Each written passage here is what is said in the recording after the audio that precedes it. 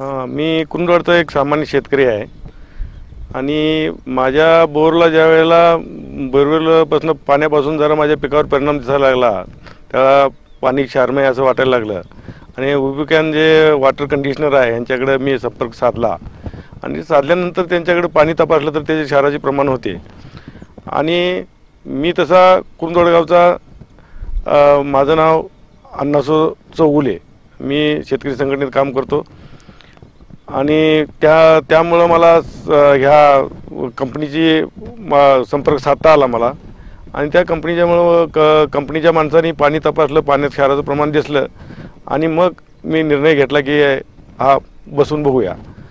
Water conditioner बसून बघूया. बसवल्यानंतर जो मला फरक जाणवायला लागला, साधारण 7-8 वर्ष झाली आता बसवून, मग त्यावेळेला माझ्या पिकावर जे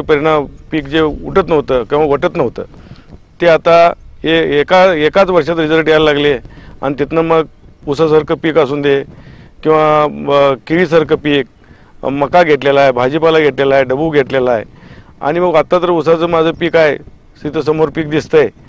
तर आता मी राहिले त्या शेतात वॉटर कंडिशनर आहे, त्या शेतात ह्या वेळेला 96 टनाचं माझं उतार आहे का माझ्या स्थानिक कारखान्याला, जवाहर कारखान्याला ऊस गेलेला आहे आणि त्याचं पुढचं समोरचं पीक माझ्यासमोर आहे, ते मी 100 टनाचं माझं टार्गेट आहे आणि ते मी ह्या वॉटर कंडिशनरच्या माध्यमातून ते पूर्ण करू असं मला वाटतं आहे. आणि मग जी माझी जमीन जी पहिला जी पांढरं पडणं किंवा तेलकट पडणं होत होतं